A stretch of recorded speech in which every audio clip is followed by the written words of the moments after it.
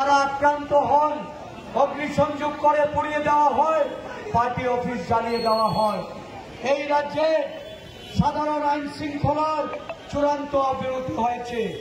প্রতিদিন রাজ্যে কোথাও না কোথাও খুন হচ্ছে, নারী ধর্ষণ হচ্ছে, শিশু থেকে বৃদ্ধ প্রতিটা মানুষ নিরাপত্তাহীন।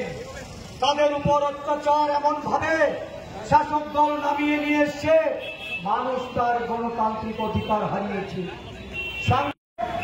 ত্রিপুরা দায়িত্বপ্রাপ্ত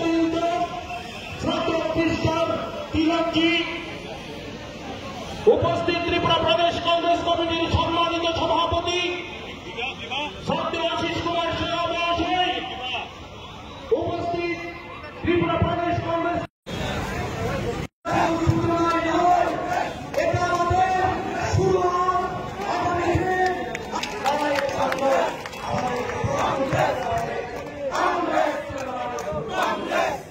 অভিনন্দন জ্ঞাপন করছি।